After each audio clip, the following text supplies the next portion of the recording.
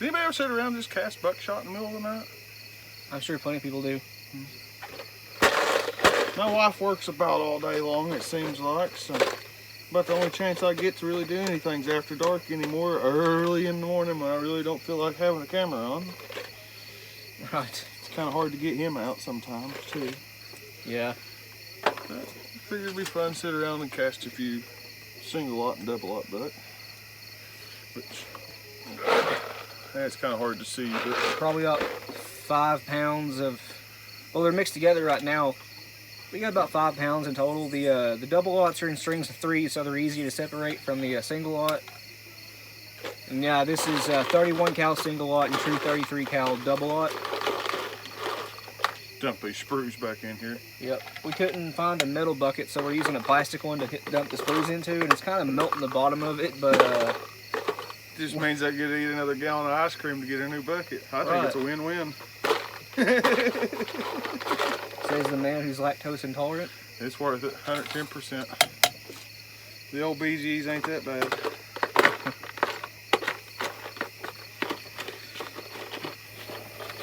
I don't know, guys. I can't wait. There's so much fun stuff coming up in the next few months. Muzzleloading season, bow season. Which I don't bow hunt, but you know, all the people that do.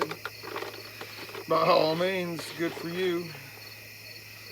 I honestly don't bow hunt because I don't like the bugs. Bow season comes in, it seems like the bugs are out bad, and I really ain't that good, so look at bow. I really don't have much of an interest in bows myself, hunting wise anyway. Target shooting, yeah, that sounds fun to me. But actually hunting with one, I'd rather use a rifle or a shotgun. I've got well, not me, Dad's got an old Fred Bear. It's a recurve, just a straight recurve bow. It ain't a compound or anything. It's like a 50-pound pull or something. It's fun to shoot, you know, the foam block and stuff like that. You know, one day I'd like to kill a deer with it. What is it? What's the word I'm looking for here? Dabble around in making arrowheads out of glass and porcelain and flint and whatnot. That's kind of fun. If you ain't never tried that, you ought to look up some videos and give it a try. It's relatively simple and easy to start on. He's made all kinds of arrowheads. Yeah. And honestly, I haven't shot a bow since I was probably 11 or 12 years old. It's probably that old, what is that bow I had? I had a little bear bow, I think. See, he used to live in apartments and somehow I wound up living beside him. Somehow. Brought the country to, well, a little bit of a city it is anyway. It's not a real big town, but used to shoot bows in the backyard and pellet guns and whatnot at the apartment complex. I had never seen nothing like that before. Some of you guys have actually been to Grayson, you've told me. You guys know how small this town is. It has at most 3,800 people in it, and there's nothing in the town at all except fast food and gas stations. It's a truck stop town. Yeah, pretty much. On 64s. Something to pass through, grab your bite to eat, you know, stuff like that. It ain't nothing special. I live, I don't know, 15 to 20 minutes outside of Grayson, a little place called Willard. We've got, I think, 4 churches, a post office, and a gas station and a little store, and that's it in a half-mile stretch. You blink, you miss it. All that's concentrated in one little area. The rest of it's just hills, haulers. What else is here? Hills and haulers. That's about it. That's about it. Wouldn't trade it for nothing, though. Yep. He gets to go fishing whenever he wants because he actually owns, I think your lake is the biggest in Carter County besides the Grayson Lake. That's something like, it's close anyways. You guys have seen it in the videos. It's pretty big. It ain't no little lake. No, it's filled in a little bit in the back over the years, but when it was first dug, it was 3.5 acres. It was roughly 330 foot wide at the widest part and 990 foot long. Think of almost like a weird triangle shape. Yeah. I've always referenced it like a pork chop, but if you look at it on Google Maps, it looks like a huge witch's hat right now. Yeah, I've always called it a pork chop. I don't know why. Just the way it's shaped, it looks like a piece of a pork chop.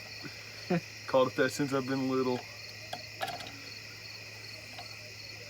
I'll tell you what, it takes me by myself anyways to weed eat the inside of the banks roughly 5.5, 6 hours. That's just, you know, just stopping long enough to fuel up and change string when I need to. It takes a little while. Right. It's worth it though. I'll tell you what's kinda might be worth it is upgrading this 2-cavity mold to a 6-cavity. Sorry about all the noise, guys. I don't really know no better way than an old piece of wooden mallet here and smack it to cut the screws and whatnot. Right. it takes quite a while to mold up a decent amount of single aught with a little 2-cavity mold. Now, I do have a 18 cavity, can't really see it, but it's a double aught buck mold. And you can cast about 5 pounds in maybe 15 minutes with this thing. It goes by quick. Every time you pour this thing, it drops 2 1/4 ounces of double aught buck. Put that in the reference, that's like 2 9-pellet double aught loads. Yep. If you want to look at it like that, that's the most common thing people know double aught buck for is 9-pellet. Yeah, and if you want to load it in 3.5, it's one 3.5 inch 18 pellet load each time you cast. Yep. What would be powder charge for that? Powder charge 2 1/4 ounce load? Yeah. Well, oh wait. With long shot at the most 34, but we like 29 because anything above 30 gives us what's called the Mossberg marks in the 835. It's not overpressure. The bolt on the 835s are just made a little bit weird. Deforms the brass. You get primer flow back into the large firing pin hole. You get that with it. So we stick the 29 grains down to 27 with that load. 28 seems to be like a happy medium, honestly. I've seen decent patterns with it. Yeah.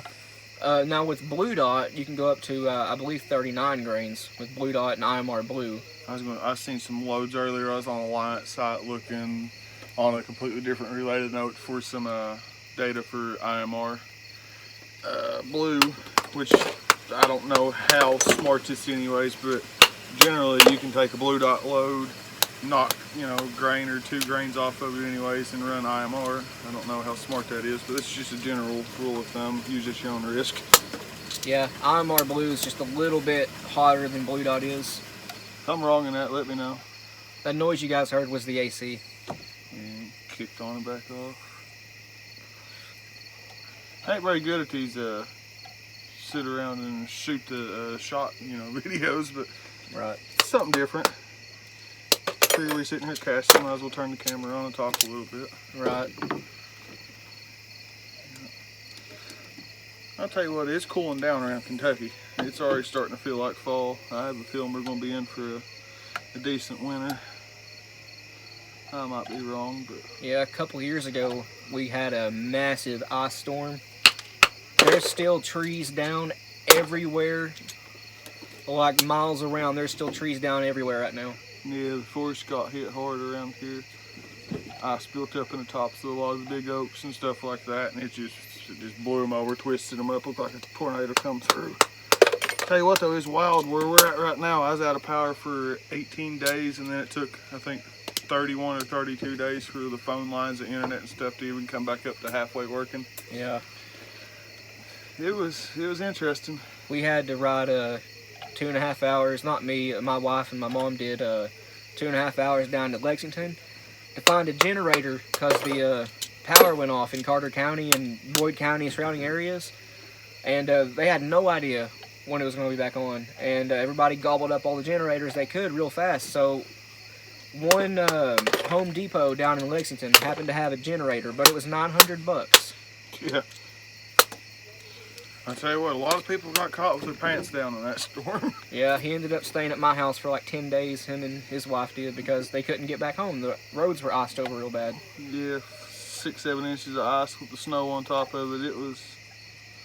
Snow's one thing. You can drive in snow, take your time and watch what you're doing and whatnot, but once it turns to ice, I mean, unless you got studded tires or chains, really, you ain't doing much with it. No. I'll tell you what, though, power being out like that, I actually kind of enjoy it sometimes. Yeah, Especially nice when you got for the friends first- over. Yeah. We sat around and played board games and stuff, just about it. His brother got lucky. He, a couple nights after the power went out, they finally caved in and was like, hey, can we come to your house to stay for a night or two? And, they came over and they brought their kids and stuff, and they were there maybe an hour. Their power happened to come back on. They just so happen to live by the water treatment plant in Grayson, too, that treats all the drinking water. So that's one of the things, they had to get power back on, too. Yeah. The water plant. So it worked out in a way there, but... A bunch of you guys have messaged me and asked if we're all right from the flooding and stuff. Yeah, there's not been a whole lot of that going on where we live. Now 30, 45 minutes south of us is what really got hit. We didn't get nowhere near the rain we were supposed to, thank God. You know, we got lucky there. Yeah. I seen on Facebook down in Sandy Hook, which is about 20 minutes south of Grayson. I think it is south, yeah. Something like that. Yeah, they had 3 pet zebras. And somebody on Facebook posted photographs of them floating up through the water. Down in the Ohio River. Yeah. Talking about a wild, I understand these people's pets, but talking about a wild sight to see. Eastern Appalachia, you know, eastern Kentucky, you see a zebra floating down the river. Wild sight. Maybe it should have not been posted on Facebook, but at the same time, I mean, how often do you see that? Never. I guess the people that own the zebras weren't too happy it was shared on Facebook, but... Yeah, well, we'll put it on YouTube. Yeah. Not a picture of it, we're just going to talk about it. No disrespect or anything, that was just... Wild. Like we said, it was a wild sight to see.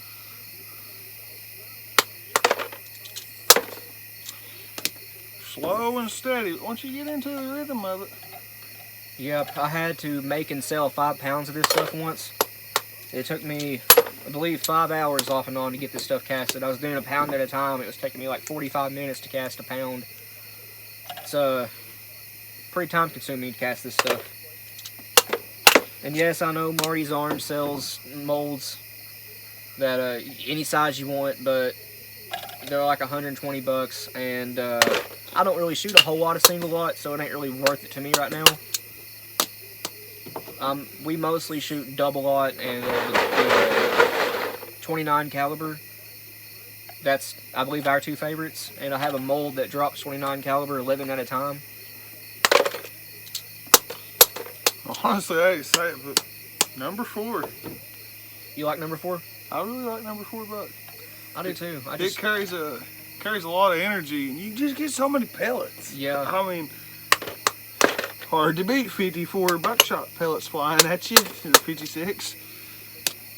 I guess that is pretty hard to beat. 64 pellets in a 3-ounce 10 gauge load. Yeah, I think it was 56 and a 2 3/4 ounce 12 gauge. Yes, it was 56 pellets, 2 3/4 ounce. 3.5 inch 12 out of the 835, and it honestly, it was a swarm of angry hornets, is what it looked like on the paper. Yeah, you guys didn't see it, but the first video we filmed shooting them, what we call them the super mags, that number 4 buck pellet he's talking about actually did really, really well, but accidentally deleted the video. Yep. And I don't think I brought a second one out with me in the second video. I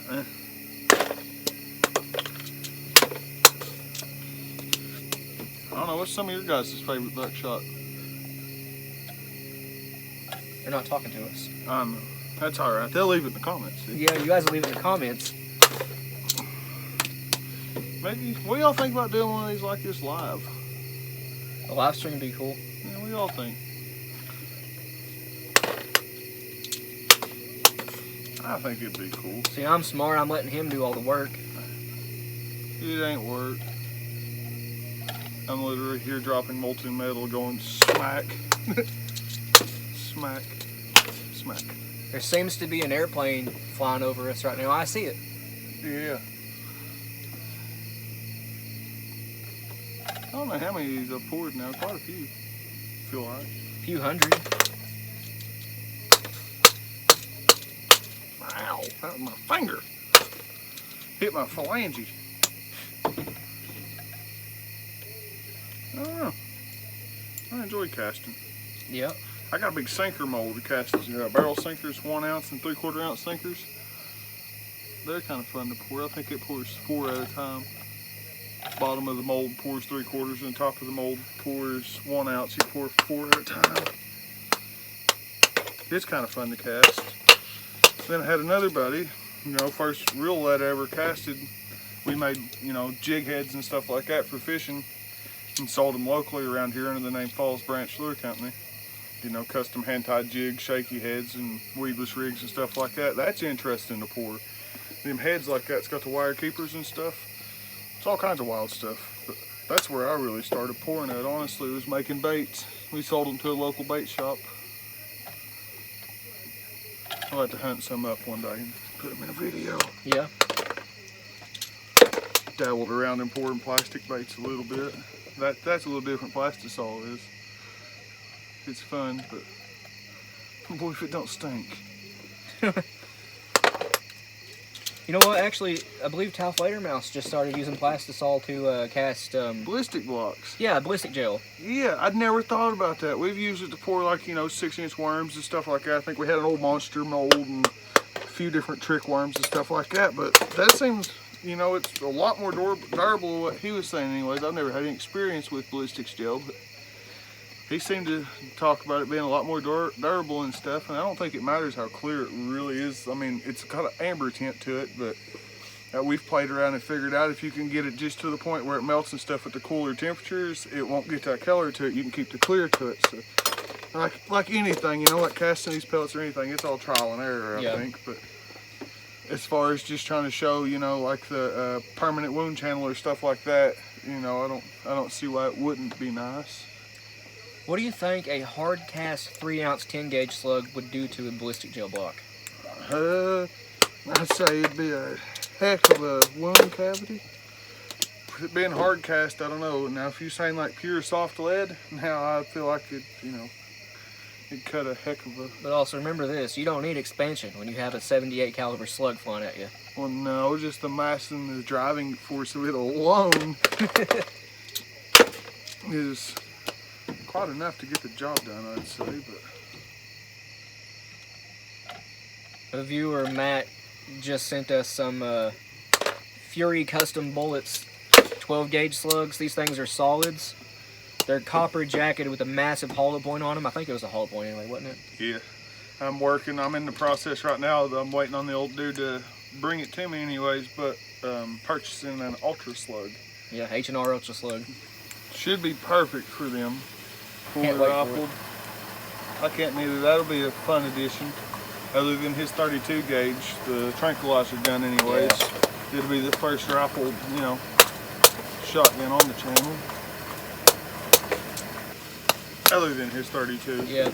And though that 32 I have, the H&R, he was mentioning with the rifled barrel, it's not, I don't think you can technically call it a shotgun because they didn't market those as shotguns. They're tranquilizer guns, but the rifling in it's just two lands though, kind of close together, and I mean the twist in it's horribly slow. Yeah, it's bad slow. It's like, I don't know, the 30-inch barrel might have 1.5 twists in it altogether, and it's like I say, it's just two lands is all it is that spirals around the barrel. So it's made to catch the fletches of a dart's what it is, instead of rifling on a piece of lead. I'm sure it would, in theory anyways. It probably acts not like, but similar to like the micro grooves in a marlin or something. But maybe.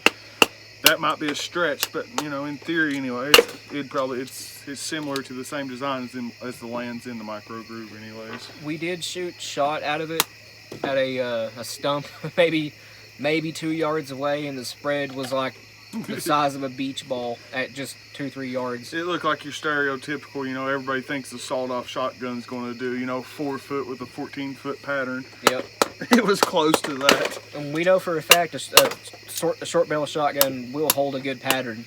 I know for a fact that a short-barreled shotgun of like 13 inches will bust clays, you know, upwards of 30 yards out with just a factory double A load. I'll put it that way. Yep, we've gotten to shoot a 13-inch barrel 12-gauge, and it's pretty fun. Most people, you know, the guy that owns it was like, most people think that, you know, these little guns like this, they're going to kick horribly bad, but they don't. They don't. And as far as like people argue about the losing velocity thing, I read somewhere, I'd have to go back through the forums and stuff, figure it out. But it only takes, I think it's like 11.5 or 12 inches for that shot cup, you know, once it starts traveling down the barrel to reach the full velocity of what it's going to reach anyways. Not full velocity, but lethal velocity. Right. You know, above 1,000 FPS. Now, with a shotgun, obviously, 500 FPS is going to be lethal, but... Oh, yeah, especially if it's like a 690 round ball. Yeah. That one was sloppy. But anyways, I mean, you'd think, you know, cartoon-wise, you know, and TV and stuff like that's led us to believe, you know, that a shotgun with a short barrel, you pointed at, you know, this wall right here beside me, and this whole entire wall is going to be covered from 3 foot away, and that's just simply not the truth. It's honestly no different than any shotgun, you know, 24, 28, 30-inch barrel with a cylinder bore. At the end of the day, it's a cylinder bore. That's what it is. 13.5 inches, or, you know, like I said, 20, 24. It seemed to break clays pretty well, I'll put it that way. Yeah. You'd reach right out there and touch them. Seem to really like slugs, though, and round ball. Yep. I actually have, you guys have seen this gun, my Meriden, the 16 gauge that we used in the 16 gauge with CSD wads video.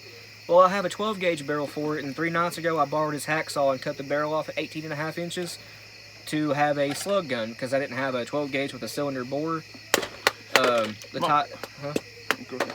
The tightest, or the loosest choke I had for a 12 gauge was improved cylinder, and I wanted a slug gun, so I chopped the barrel off at 18.5 inches, and you guys will see that in an upcoming video. Now, this wasn't, you know, some high-end gun. I'm pretty sure he bought the barrel for like 30 bucks. It was 25 off Gunbroker, $15 shipping. I had 40 bucks into it total. It floated around on Gunbroker for a year and a half or so. Nobody wanted it, because the Meriden single shots, they're rare anyway. Not a lot of people have them. They're not worth anything, and this barrel was missing its front sight bead, and the end of it was all pitted and stuff. So I figured, why not just chop it off? Made a good home defense barrel. Yeah. Or a deer barrel. I'll show you what, we might actually on that one, I'll show you how I try my best to find center on them and stuff like that. And I might show you the video, we might anyways, of putting a front bead in it. Yep. My special hillbilly ass way. You guys have seen his way of putting sight beads in barrels before on my Stevens and his Riverside. Chainsaw file. A round file, just the end of it. You know, like an Oregon file or something like that, where they're square, you can drive them in it.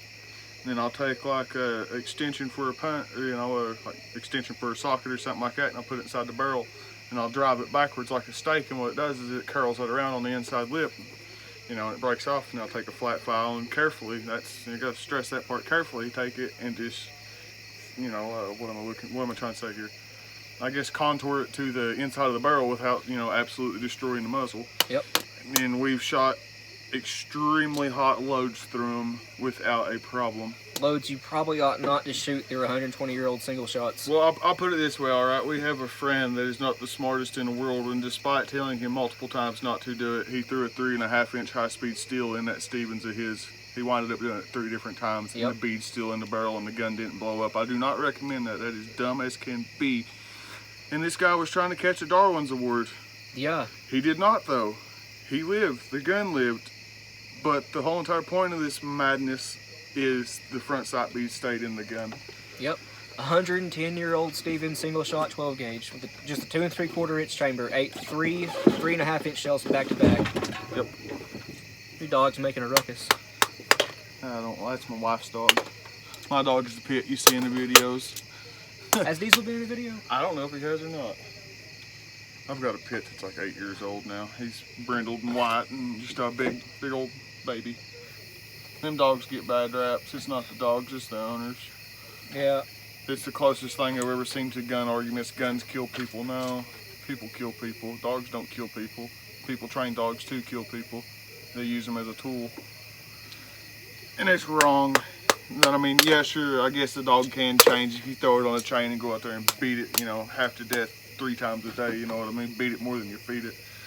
I'm pretty sure eventually anything's going to snap. You do a man the same way, he's going to snap. I like that phrase you just used, beat it more than you eat it, or feed it more than you feed it? Yeah. That's how you make a mean dog. It's not right. I had a real pretty blue pit. One time somebody gave me, she got sick, had hot spots all over her and stuff. Looked basically mange, and I brought her back, you know, she looked real good. She's a California Blue Razor paper dog. About the time I got her looking good, all the hair back on her and stuff like that, neighbor down the road decided he wanted to take her up north and sell her.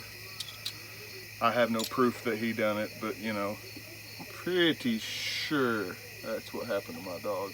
Yep. I've got a Chihuahua that likes to pee on everything. I ain't gonna say nothing. Anyway, Diesel is thinks he's a lap dog. Yeah. Lap dog. He's 80 pounds, I'd say. Yeah. Sweetest dog in the world. Just thinks he's a lap dog. Worst part about him is the gas. I'm telling you, pit bulls are the gassiest dogs I've ever seen, and good God, does it stink. How much lead's left in that? We've been using it for hours. Not much. let these sprues cool down here, and I'll refill their pot, and we'll keep going. I've casted a few of them now sitting here. Yeah, you guys can't see it, but this isn't even hot. All right, well, we shut the camera off. I dumped the sprues back in after pouring a bunch of them single up. Pot was getting real low, so I dumped the sprues back in. We sat here and let it warm back up before we started the camera back. Yep. Anyways, how'd you guys feel about seeing maybe some, I don't know, firewood processing videos, or maybe some ginseng hunting or something like that? Yeah, we got to start gathering firewood up here real soon. Yeah, it's gonna start getting cold. I ain't gonna lie, I'm already a little behind the 8-ball on it. It's something I've really got to buckle down and start getting drug in. Yeah. Anything like last year, it's gonna need quite a few truckloads. Yeah. That's all right. That's always fun. Maybe, I'm sure I'll get all kinds of criticism about it and stuff, but maybe do a video on how I personally sharpen chainsaws. There's no right or wrong way to do it at the end of the day, as long as it cuts good. But how I do it anyways, my preferred method. Round file, and you know. He actually has one of them big 2-man saws too. Yeah, we might do a video on it, get it out and hit it with some quad aught or something like that, and clean it up. And I never could get it working very well. I'm the worst person ever to use a 2-man saw. It's hard to get used to, honestly. He's got to pull while I push, and I've got to pull while he pushes, but you can't push too hard or pull too hard, or else the saw bows up and binds up. And yep. Honestly, when I bought the saw, I paid like $20 for it. It's like an 8 or 9 foot 2-man crosscut saw. An old, it looks like an iron fence is what teeth look like on it. Well, I watched a few videos online, and I still ain't figured out quite how to set the pitch in the teeth yet. They seem to be fairly where they should be anyways, but I actually took the time and took a square file like you're supposed to and hand sharpened this thing, and it's been sitting in the building a while now. I'll have to drag it out and hit it with some oil, or honestly soap works really well, like bar soap or something. You can take and rub all the way down it. Once you start cutting, that soap starts melting a little bit, and it actually acts like a lubricant. And you can work through the rust on it, or you can take like an Air 90 or something with Scotch-Brite and clean it up. But yep. Should be interested to see something like that. Yep. I know a lot of you guys have asked us to do videos on the mill too. I included one not too long ago, actually. We should have a pretty good video actually on the mill, resetting it up and everything, kind of from scratch again. I ain't gonna say how, but a little series of events earlier today winded up with the mill coming off the rails and laying on its back. Yep. It's a complete accident. It happens, you know, if you're around the farm and you're running equipment and stuff. But so we might do a video on re-leveling the bed and stuff like that on the mill, and that might be fun. Maybe do a little series on it. Yeah, we set it on soft ground back over the late summer last year.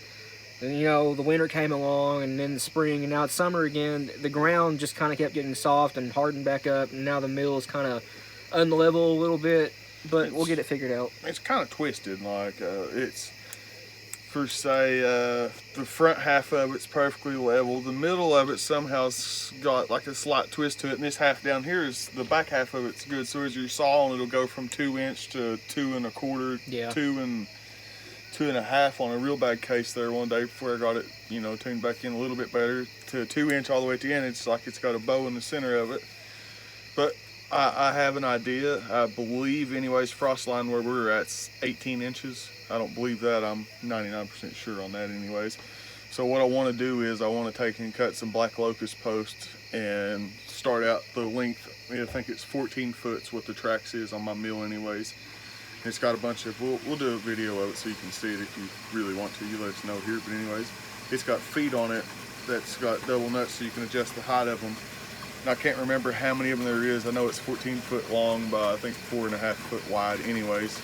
But I want to set posts like that, you know, the length of the mill for each foot that it's on. That way they're bedded on something solid that ain't going to change with the freeze and thaws.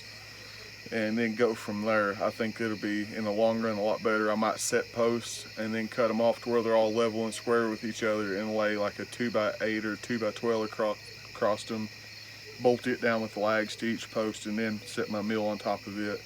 I think that'll take care of my problem. It's kind of like setting a house foundation, you know, below frost line. That way, when it freezes and thaws, the ground that it's set on is still solid. It won't raise up and down.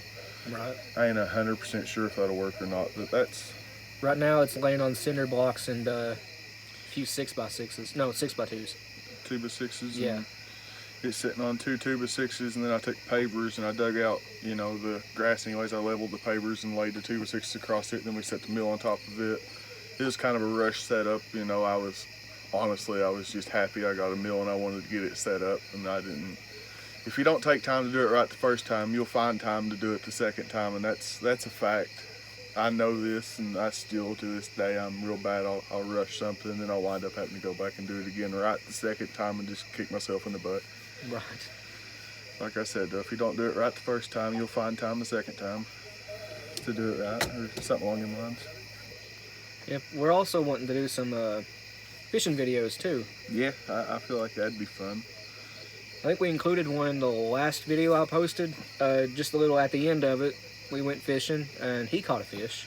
Yeah, I caught a little bass, but I'd like to do a video where maybe, you know, record us going out and we'll set some minnow traps and try to catch some creek chub and shiners and whatnot, and then we'll take them and we'll go up to the pond maybe, you know, in like the second part of the video, and we'll video us trying to catch a big cat or maybe some nice crappie or something. There's a little bit of everything in the pond. I mean, common wise anyways, there's green sunfish and red sunfish, long-eared sunfish, hybrid bluegill, black crappie, white crappie, rainbow trout, the 1 or 2 brown trout that got put in it, Kentucky bass, spotted bass, channel cats, flatheads and blues. A little bit of everything. And 1 hybrid striper that I put in there. And it's a funny story on that fish. I caught it out of Grayson Lake, which is a local lake to us, back I think 2 years ago now. It was only about that long, you know, 8-9 inch fish. Well, last summer I caught it, you know, in the John boat out trolling catch crappie. He was about that long. Well, back a month and a half or so ago, I took my little girl up her fishing. We were standing on the dock and she casted way out towards the middle, floating a shiner there. And she wound up catching that fish for the 3rd time. It's been caught 3 times in 2.5 years. Either they ain't very smart or it's got a really big appetite, which I'd say it's the latter of the 2 there. That's why there's only 1 in there, so I probably wouldn't have nothing left in the pond. That lake's been there since 1962. The Army Corps of Engineers designed it, and Miller Brothers Coal come in and dug it out and everything. I think it was finished by 63 or 64. And then my family bought the land and the farm around it, I think 74, wasn't it? 74 or 78. I know that's kind of a gap, but somewhere in that general area anyways. My papa and his brother went in, and they actually basically go straight up the holler, up the middle of the pond there, and my uncle bought the left-hand side, and my papa bought the right-hand side, and then my uncle got older and he quit coming up this way. He's from Pikeville. He quit coming up this way and winded up, my papa bought the 2 farms and put them together and winded up with, I think, 105 or 106 acres or something like that. I didn't know that before. I didn't know it was 2 different farms. Yeah, well, they went in, they bought this, like say where Dad's half is, you know, over here, and then Mama's house over there, you know, that basically split straight up the middle of the pond there, one side of the hills and one side of the other. It's 2 separate deeds. I think it was 51 or 52 acres on each deed's how it was split originally. And since then it's been split amongst, you know, a couple different people, my dad and his sister and his brother on this side. So, which that's how all the housework and stuff started up on the hill. It's a pretty big chunk of land. Yeah, it's not the biggest of farms by any means, but anybody says 100 acres ain't a lot to walk around. They ain't never walked around 100 acres. See, my family, on my grandma's side, we have I think it's a 182 acre farm, but no one lives there and no one ever goes to it, and we do nothing with it. It's just kind of sitting. We might have to change that. That seems like untapped potential to hunt or something like that, maybe. I know your uncle goes out there and hunts a little bit, but yeah, that's kind of like, I don't know what's a good analogy there. Wasted potential. Yeah. There's more than enough land anyways for more than just one sole person to be hunting it. I mean, I'm sure he don't feel the same way. This is all mine, you know, like Daffy Duck, but... I've only been to it twice in my life. It's got a big open field, and the rest of it, I believe, is just hills and a little bit of a farmland to it. But, you know, nothing special. Mold's dead cold. Let's sit here a while. Let's see how these pour. That mold should still pour pretty well. Yep. Yep, they dropped out without a problem. We have it set on 8. because we're outside. Yeah, this little lead pot. Yeah. I just have the 4-pound pot. For the quantity of stuff, though, you know, it's more or less just loading for me or you with the odd orders, you know. Yeah. And I guess there's a few other people, but it seems like you guys get to see the majority of it get shot. Yeah. So I guess we're loading for like 704 people, 705, something like that. 709, I believe it was earlier. Yeah, we're loading for all kinds of people, bud. When I started this channel, well, I started it back like 10 years ago, I think. When I actually started posting last year, I didn't figure I would get many subscribers at all, but you know, we're up well past 700 now. Yeah. No, I didn't realize this. I think his first video he ever uploaded, I ain't 100% sure on this. Anyways, gun related, I know, was that we was in high school and we went out to our buddy Skylar Conley's place, and he had a bolt action 20 gauge. And I didn't realize it, but I was even in the background of that video. I was the one recording it. Yep. He one-handed it, you know, and at the time didn't really know much. I figured he's going to hurt himself. But I was wrong, thankfully. That sounded just like the quote from the video you said. Yeah. I figured he'd hurt himself. Yeah. I just thought it was funny, though, you know. He was coming up here, you know, obviously. He said he lives in town, don't really have a place to shoot. So he'd come up here and shoot, and I'd sit down here at the house, and he'd go up to the pond, you know. I always wondered, you know. Well, one day I decided I'd go up there and I'll just film for him. And I was behind the camera, and I don't want to say quite a few of them, but a lot of them anyways. I was behind the camera before you ever really seen me. Yeah. And then one day, I don't know, I said, oh well, what's the worst they could do? Talk crap? I do that about myself every day anyways. Let's just go ahead and be in this thing and see what happens. You are your own worst critic. Yes, I really am. Just spitballing here, but how many of our viewers play guitars or instruments or something like that? Yeah, I've been thinking about doing some guitar videos too. Both of us, we do play guitar. Not professionally or anything, but we're not bad. Honestly, play about anything with strings. It might not be the best, but I don't know. We've got a mandolin, a couple different basses, a lot of electric guitars. I think at one point in time we counted between me, him, and my little brother in our collection. We had over 30. 37 electric guitars. Yep. And probably 20 acoustics between us all. Yeah. Something like that. I don't know. I might have to. I've got a picture of them all sitting in his living room one day. We had to clean out his den, and they're all sitting in his living room. And it takes up his whole entire living room, all the couches and chairs and stuff. Yeah. Might have to hunt up that picture and have him post it in one of these videos.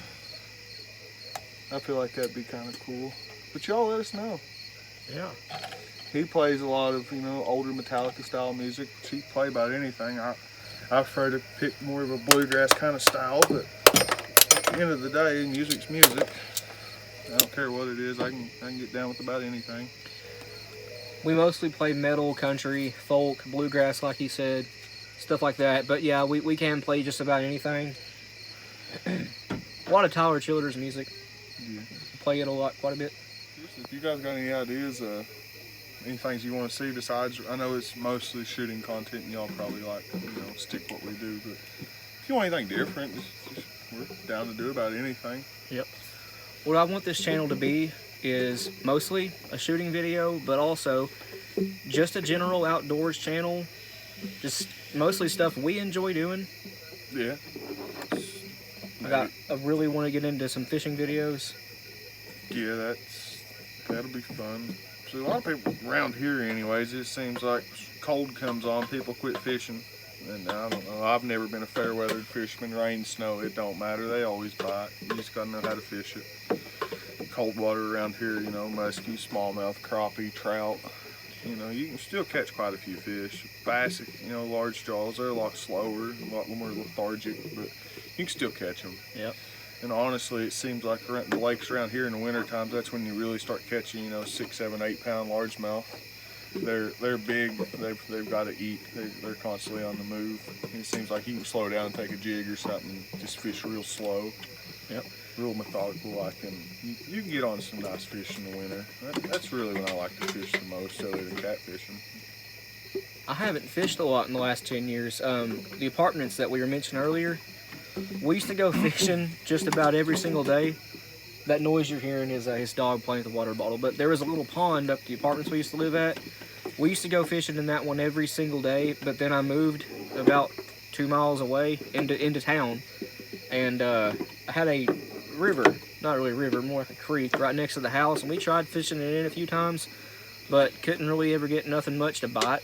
No, I believe it's a little sandy, honestly, and there's muskie and stuff in it, but we, you know, where the particular stretch we was in, we had more tire fish than anything. Yeah. That and garbage. People dumped their garbage over the side of the hill. It's sad, honestly. A lot of good waterways destroyed like that. People dump TVs and couches and chairs. Speaking of TVs, yeah. Oh, you going somewhere? There was like 4 TVs down the spot. We used to walk down there too. There's at least 4 TVs. Bunch of tires, several bags of trash, mattresses, an old couch, an entire porch from a trailer was down there. It was unbelievable, the junk people throw over the bank. It was the neighborhood dump spot is what it was. Yep, out of sight, out of mind. Yep. The worst part of it is, it was 100 yards from a school. Yeah, it was. Down over a hill. It's like not even really a hill, just down over a bank, a little bluff. The elementary school, it's Pritchard Elementary? Yeah, Pritchard Elementary. It's kindergarten to 5th grade is what it was. Yep. Like 100, 150 yards away was the dump site, you know, right to the creek. Right around this little cul-de-sac area, anyway, little neighborhood's what it was, you know. I guess cul-de-sac, yeah. It's just everybody decided that, honestly, it was the only spots really on that little stretch of the bank that had a place to go down over, so, you know, go figure, easiest place. People that's dumping over the hill ain't trying to work anyways. Yeah, and where we walked down there so much, it created a little path, and then people just kind of saw that, I guess, and, hey, we can dump our trash here. It seemed like it. I don't know, though. Yeah. Then I moved, lived there for about 5 years, and I moved to the spot we're at now, which is another little trailer park. We live in a fairly nice double-wide trailer. It still has the creek next to it. It's the same creek. Just because I basically just moved to the other side of it, next field over anyway, and a lot nicer neighborhood. Yeah, a lot nicer neighborhood, but you can't get down to the creek anymore because the spot that we live in, the only spot down to the creek is like a 10-foot drop off. There's no way down. Just all sandbanks. It's washed out over the last couple of years. We've had some decent little floods. I mean, nothing like what's happened down south here in the couple of weeks past, but you know, we've had some decent floods, and it's just like I said, it's a little sandy, it's sandbanks, and it's washed out, and it's hard to do. If you do catch a spot where you can go down, it seems like you sink up to your knees in old gray clay and mud, and it's just nasty. It ain't worth it. What's that pot smoking like that for? A little bit of trash come out of the bottom of that bucket, maybe a piece of plastic or something. Oh. Or 2. It's all right, though. It just draws it off. Yeah, it'll be all right. I don't know, guys. What do you think about this style of video? This is something I've been wanting to do for a while. Just getting me and him sit down here and just talk. Yeah. Maybe tell some stories. Now we've told quite a few stories here, but there's some doozies we could tell. Yeah. Wild stuff. Yeah. I don't know. Cast a few more of these. Hell, that one's still stuck. These lead molds really ain't that great, but they work. I sit here and cast all night. Last hour and a half, 2 hours anyways. I don't know, what time is it now? I wonder. My phone's right here. It's probably past 11. It's 11:30. We've been sitting out here since about 9. Yeah. Got all the kids asleep, and I got the front door open for y'all. Oh God, you left your kids inside, but I got the front door open where I can hear them anyways. But after I got them to sleep, we just slipped out on the porch. Don't have to worry about waking them up. Yep. Sit out here and talk and pour some lead. I'm sure pouring lead inside's a lot worse than letting them be inside by themselves. Yeah, I wouldn't pour lead in the house. Just caused a little drain damage. Yep. I don't know anybody that pours lead in the house. I do. Yep. I know a couple of boys, they pour fishing baits and stuff, and they ain't right in the head. They'll sit right in their bedroom with their lead pot on, hard as it'll go, and sitting there and pour shaky heads and everything else. Just that's me. Fish baits. I'm guilty of it. I cast lead in the house quite a bit. I don't. I know I shouldn't, but oh well. You can leave the pot down low, supposedly now, anyways. In theory, lead bulls, it's, what is it, close to 700 anyways. I think lead starts to fume at 900 and some degrees. I usually don't keep mine, I keep mine a little bit under 700. Yeah. I don't know, we about poured 8 pounds of lead though. Yeah. Oh man, I done that backwards. Yep, there's a few sprues in the buckshot bucket now. I was sitting here not paying attention. Honest to God, I knocked the sprues off in the buckshot and the buckshot into the sprue pail. I've done that quite a bit myself. Yeah, it's alright though. We'll shoot the sprues too. What do you think about that for a video? Random loading oddball stuff like that. Loading sprues? Yeah. That sounds pretty fun. We should do that. I mean, I can't guarantee anything to be great, but you know, honestly, probably be smarter to recast it, but who knows? A sprue is the exact opposite of round. There's no way it's going to fly good, but you never know. They're more like a diamond shape. Or how about stuff like this? Look like little Mardi Gras beads. Yeah, that's a poorly formed string of... It's a terribly formed... Mold was cold. Yeah, mold was cold on that one right there. The lead didn't flow very good into the cavities. What do you think? Pour something like that, shoot something like that? It's almost like a bolo round, only it's made of lead. We have shot the strings of 3 connected together. They usually break up. Sometimes they don't. We call it the barbell load. Generally, though, it seems like if we push them anything faster than 1250, 1300, they break up. Yeah. I'd say if you run it slower now, like get them close to 1,000, 1,100 feet a second, it might not break up. They might fly like a barbell. Yeah. I don't know. That might be something to try just to do it. I know we joke about the load and the sprues, but we've done stuff like that before, like pushing buckshot at ridiculous speeds above 1800 FPS and stuff, and we've gotten some pretty decent patterns out of it, believe it or not. At the end of the day, none of this is really all that scientific. This is for our entertainment, and whoever decides to watch it's entertainment. Yeah. Maybe we can teach you some stuff. Maybe we'll learn some stuff along the way. But we're just loading stuff up, learning for ourselves, and taking you guys along with it. With us, I should say. You're watching us grow. Yep. Like that one slug, the lineman slug I ran through the 835 the other day. I expected it not to tumble, but it tumbled anyway. And like I said in the video, that's just how we learn stuff. I figured a Sabo slug and a claybuster wad like that wouldn't tumble, but it did. Now we shot a Brennicky style slug, a socket slug through the 835 that was screwed to a wad, or a base, gas section of piston section of a wad. Anyways, I believe it was a little green wad. Honestly, yeah, it was. Whatever that little mini wad. Anyways, it's called the short shell wad, the little green one. Had it screwed to it. It was a socket slug I casted. It worked great. 25, 30 yards, something like that. You can see, like from the 12-point socket, you can see the ribs from it anyways, where it punched through the board on the pattern board. The stuff like the socket slugs, I load that stuff up all the time and several other things like it. So if you guys want to see that stuff, I cannot post it here on YouTube. I've done it before, and they took the video down and actually gave me a strike for doing stuff like that. I might start posting stuff like that to my channel for say, and we'll just put a link in the description. Cause, yeah. I mean, I don't think I really care if my channel gets deleted. Right. It's just a personal channel. Or what I could do is upload it to Rumble, put it there, and just let you guys know, hey, we got a new video on Rumble. I want to do some slug videos, but YouTube really does not like that. At least with me anyway. I know several other channels have videos up with slugs, and I have 1 or 2 that seem to be doing okay, but we've been able to sneak a few in. Yeah. It seems like whenever I do a slug video, I just get in trouble for it. You know what really throws me off? What? Left-hand threads. Yeah. Or backwards threads anyways, whatever they're called. These Lee molds have reverse threads or whatever you want to call it.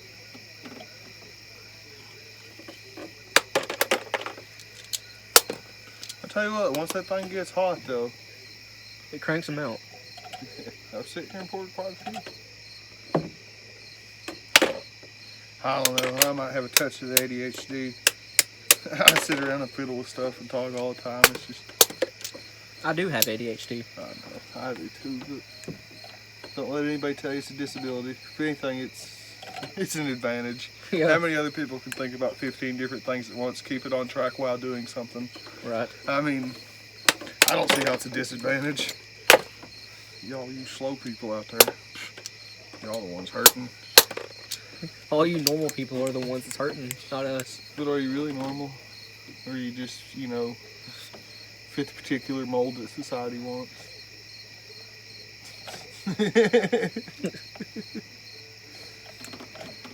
I try to be abnormal. I don't think I try. I succeed. I grew up a holler, you know, all my life. Kind of secluded in a way. It's been nice in a way, not in another. Yep. We actually met, I guess we couldn't have been but 4 or 5 years old. Yep. And my brothers and his brother and his older brother, we used to run around beating the crap out of each other all the time, hated each other, and now look at us. I'll tell you what, it's weird to think about, right? My mother moved to the apartment complex that he's talked about in other videos, all right? The first time when she lived there anyways, that's whenever he's talking about we fought and didn't get along at all. Well, fast forward, I think 3 or 4 years later, my dad somehow winded up having to move anyways for a short time, and he wound up in the same apartment complex. Well, I walked up the breezeway, and he's sitting there holding a white base. It was a green one, actually. All it was is the Honda, wasn't it? Yep. Anyways, a green bass, and I'm like, I've never played a bass before. I've picked on a 6-string, since I've been little, but anyways, I think that bass right there is what made us friends. That's what I was getting at here, anyways.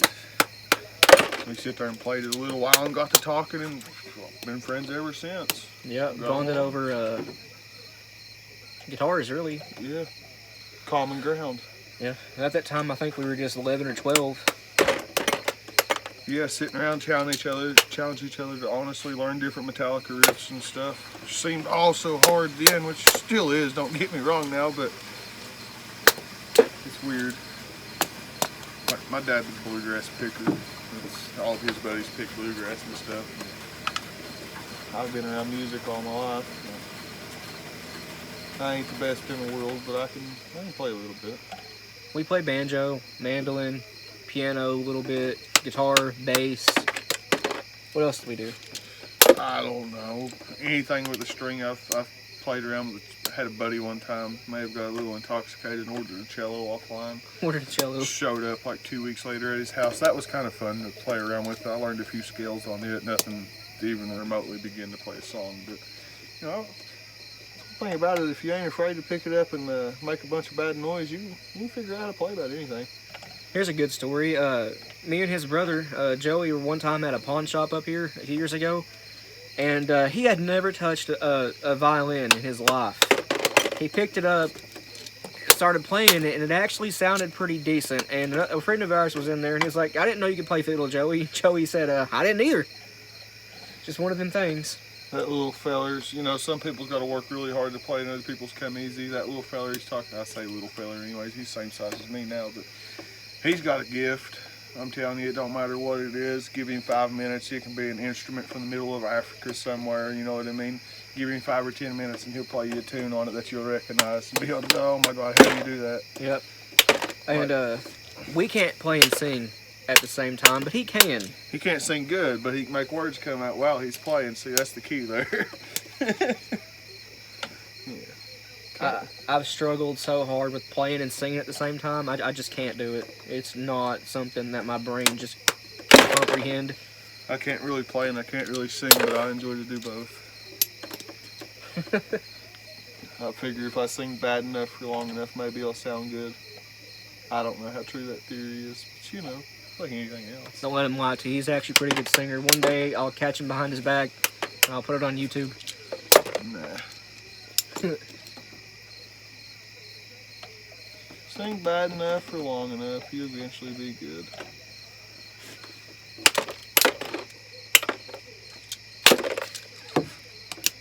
Sitting here cranking these things out now. I don't know what we were going to do with all of them. Shoot them. Maybe we'll send some to Matt. Matt, you want any single lot? Yeah. I know you've given us plenty of stuff. Yeah. You want a single what, Matt? Got a little bit of lead inside this screw right here, so I can't get it as tight as I want, and I'm too lazy to take the time to heat it up and get the lead out of the screw. The screw that holds the sprue plate on these lead molds likes to back off, like once every 10 pours. Just keep a 4-way beside you, or Phillips, my bad. You don't want to sound completely hillbilly. Phillips head screwdriver. And take care of the problem. It's one of them things, we ain't after no speed here. We're just sitting around talking. Maybe drinking a cold Pepsi or two. Yeah, this Red Bull here. Yeah. Tastes an awful lot like Miller Lite. Yeah. It's not Miller Lite, it's Michelob Ultra. Oh God. That's what it tastes an awful lot like anyways. Little Bud Light done disappeared somewhere. I mean Pepsi. Yeah. I guess that would be pretty easy to confuse with Pepsi, wouldn't it? They're the same color. Yeah. Both got white writing on it. I mean, it's a common mistake. I'm sure it happens quite often.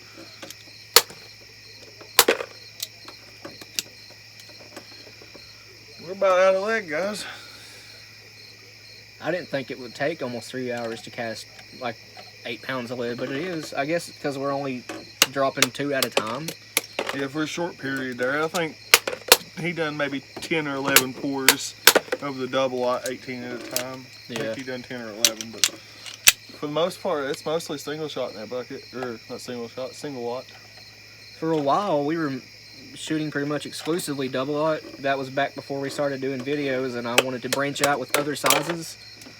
Now, we don't shoot all that much double lot anymore because we like shooting extended range loads, and the double lot won't stack by twos in your wads like your TPS. Out of lead. Multi-metal, finally out of lead. I might get one more set out of it. She poured kind of slow. Now, I don't know what it is about double lot buck, but that seems to be everybody's go-to size. When, in my opinion, single lot is just the way to go. They stack by twos and in full length extended range wads. Ew.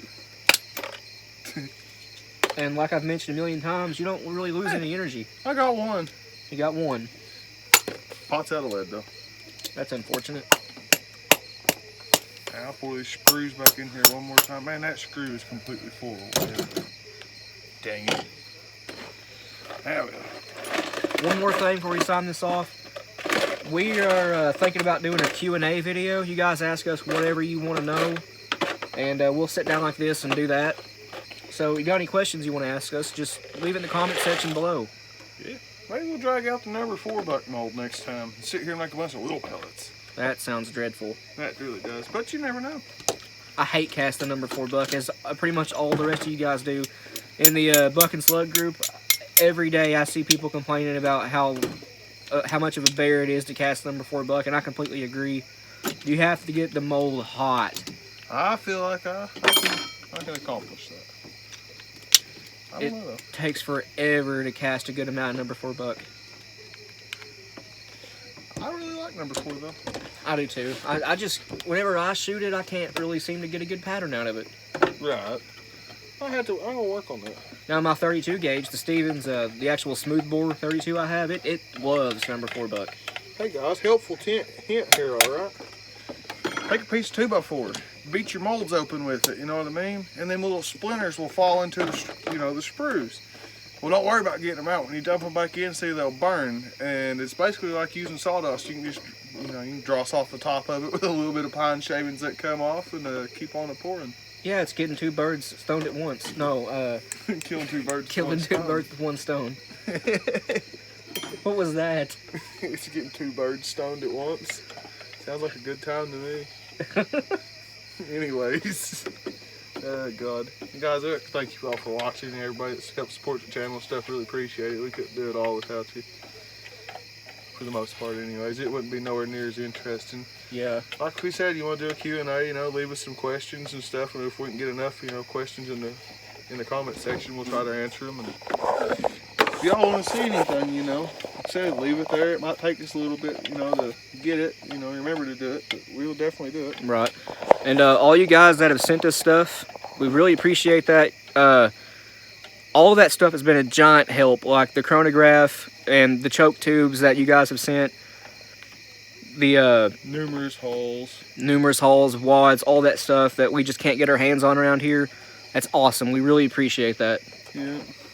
Y'all don't have to do that by any means. Yeah, you guys don't have to do that, but you do, and we really appreciate it. It just shows how much the shooting community really tries to look out for each other, and it just speaks in volumes for it.